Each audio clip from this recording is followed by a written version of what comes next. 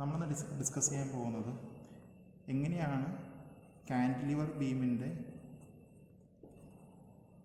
കേസുകളിൽ നമുക്ക് എന്തായിരിക്കും SFD that is shear force ഡയഗ്രമും പ്ലസ് ബെൻഡിങ് മൊമെൻറ്റ് ഡയഗ്രംസും ആക്ട് ചെയ്യുന്നത് എങ്ങനെയാണ് വർക്ക് ചെയ്യുന്നത് എങ്ങനെയാണ്.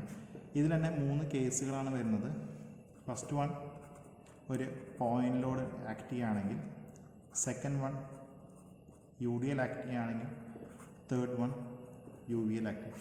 സോ ഇതാണ് ഡിഫറെൻറ്റ് കേസുകൾ. സോ ഫസ്റ്റ് നമുക്ക് ഡിസ്കസ് ചെയ്യാൻ പോകുന്നത് cantilever beam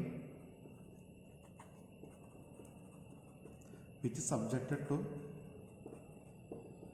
point load or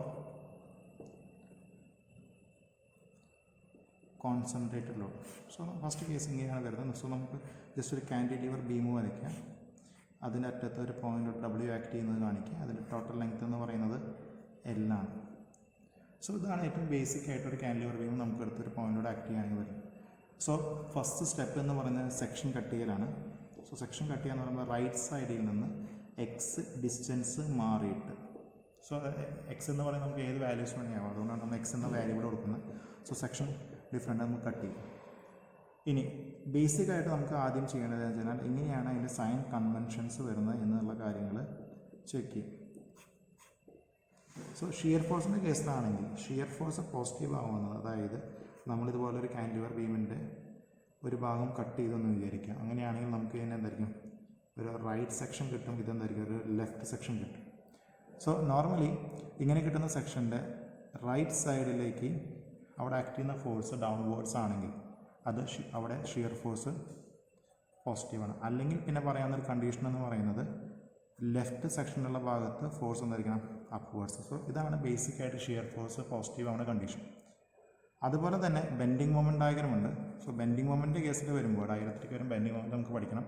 so അതിൻ്റെ കൺവെൻഷൻ എന്ന സൈനിൻ്റെ കാര്യങ്ങൾ പറയുന്നത് എങ്ങനെയാണെന്ന് വെച്ച് കഴിഞ്ഞാൽ, അവിടെ ഒരു ബീമിനെ മുകളിലോട്ട് ബെൻഡ് ചെയ്യാൻ പറ്റുന്ന ആ ഒരു ഡയറക്ഷനിൽ ഫോഴ്സ് എക്സേർട്ട് ചെയ്യുന്നത്. സോ ഇതൊരു ഇവിടെ ഫിഗർ നോക്കിയാൽ മതി. ഇതാണ് ബെൻഡിങ് മൊമെൻറ്റ് പോസിറ്റീവ് എന്ന കണ്ടീഷൻ. സോ ഈ കണ്ടീഷനെയാണ് നമ്മൾ എന്താ പറയുന്നത് സാഗിങ് എന്ന് പറയുന്നത്. സോ ഇതാണ് ബേസിക്കായിട്ട് ഏത് ഫിഗേഴ്സും അല്ലെങ്കിൽ ഏത് പ്രോബ്ലംസും നമ്മൾ SFDയിലും ഷിയർ ഫോഴ്സ് ഡയഗ്രത്തിലും ബെൻഡിങ് മൊമെൻറ്റ് ഡയഗ്രത്തിലും ചെയ്യാനായിട്ട് നമുക്ക് ഏറ്റവും കൂടുതൽ ഉപകരിക്കാം. നമുക്ക് തിരിച്ചു വരാം. നമ്മൾ ഈ കാൻറ്റിലിവർ ബീമിൽ ഒരു പോയിൻ്റ് ലോഡ് എക്സേർട്ട് ചെയ്യുമ്പോൾ നമ്മളൊരു പർട്ടിക്കുലർ ഡിസ്റ്റൻസ് എക്സ് മാറിയിട്ട് ഒരു സെക്ഷൻ വെച്ച് കട്ട് ചെയ്തു. സോ അങ്ങനെ വരികയാണെങ്കിൽ ആ സെക്ഷൻ എങ്ങനെയായിരിക്കും, ഇതാണ് W എന്ന് പറയുന്ന പോയിൻ്റ് ലോഡ് ആക്ട് ചെയ്യുന്നത്. എത്രത്തോളം ഡിസ്റ്റൻസ് മാറിയിട്ടാണ് നിങ്ങൾക്ക് റൈറ്റ് ചെയ്യുന്നത്, അത് എക്സ് ഡിസ്റ്റൻസ് മാറിയിട്ടാണ് ആക്ട് ചെയ്യുന്നത്. സോ ഇതാണ് നമ്മുടെ സെക്ഷൻ. കാരണം സെക്ഷൻ കാണിച്ചു കഴിഞ്ഞാൽ കുറച്ചുകൂടി നമുക്ക് എളുപ്പമായിരിക്കും. ഇങ്ങനെ വരുമ്പോൾ നമുക്കറിയാം, ഫസ്റ്റ് നമുക്കറിയേണ്ടത് എത്രയാണ് അവിടുത്തെ shear force. So shear force എന്ന് പറയുന്നത് നമുക്ക് നോക്കാം. ഈ ഒരു ഭാഗത്ത് ആക്ട് ചെയ്യുന്ന ആ കൂടിയുള്ള ഫോഴ്സ് എന്ന് പറയുന്നത് എന്തായിരിക്കും നമ്മുടെ വെയിറ്റ് W എന്ന് പറയുന്ന ആ പോയിൻ്റ് ലോഡാണ്. സോ ഷിയർ ഫോഴ്സ് W ആണ് നമുക്ക് അവിടെ ഉള്ളത്, കാരണം ഫോഴ്സ് ആണ്, വേറെ വാല്യൂസ് നമുക്ക് അവിടെ ഇല്ല. ഇനി ഡയറക്ഷൻ നോക്കുകയാണെങ്കിൽ സെക്ഷൻ കട്ട് ചെയ്തതിൻ്റെ റൈറ്റ് സൈഡിൽ ഡൗൺവേർഡ് ഫോഴ്സ് ആണ്. നമ്മുടെ സൈനിൻ്റെ കാര്യങ്ങൾ എങ്ങനെയാണ് ചെയ്യുന്നത് നമ്മൾ തൊട്ട് മുമ്പ് പറഞ്ഞിരുന്നത് നോക്കാം. സോ ഇതെന്തായിരിക്കും പോസിറ്റീവാണ്. ഇനി വേറെ വാല്യൂസ് ഒന്നും ഇല്ലാത്തതുകൊണ്ട് ഈ ഒരു ഭാഗത്തെ ഷിയർ ഫോഴ്സ് എന്ന് പറയുന്നത് +W ആണ്. ഇതോടൊപ്പം തന്നെ ബെൻഡിങ് മൊമെൻറ്റ് നമുക്ക് അറിയണം. മൊമെൻറ്റ് നമുക്കറിയാം force into distance, perpendicular distance ആണ്. സോ ഈ കേസിൽ വരുമ്പോൾ റൈറ്റ് സെക്ഷനിലേക്ക് വരുമ്പോൾ തന്നെ വീണ്ടും നോക്കാം. ഇവിടെ ആക്ട് ചെയ്യുന്ന ലോഡ് എന്ന് പറയുന്നത് W ആണ്. ഈ ഒരു സെക്ഷന് വിത്ത് റെസ്പെക്ട് ചെയ്തിട്ട് നമ്മൾ എടുക്കുകയാണെങ്കിൽ അത് എക്സ് ഡിസ്റ്റൻസ് മാറിയിട്ടാണ്. സോ എന്തായിരിക്കും W × X, അതാണ് അവിടുത്തെ ബെൻഡിങ് മൊമെൻറ്റ്.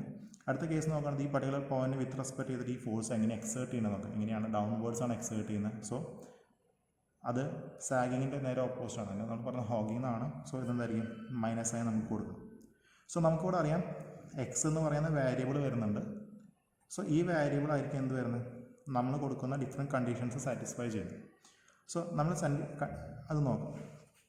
കണ്ടീഷൻസ് എന്ന് പറയുമ്പോൾ എന്തായിരിക്കും ജനറലി നമുക്ക് വരുന്നത്, കണ്ടീഷൻ എന്ന് പറയുന്നത് എക്സ് ആണ്. സോ എക്സ് നമ്മൾ കട്ട് ചെയ്യുന്നത് റൈറ്റ് സൈഡിൽ നിന്നുള്ള ഡിസ്റ്റൻസ് ആണ്. സോ 2 കണ്ടീഷൻസ് വരുന്നത് ശ്രദ്ധിക്കും.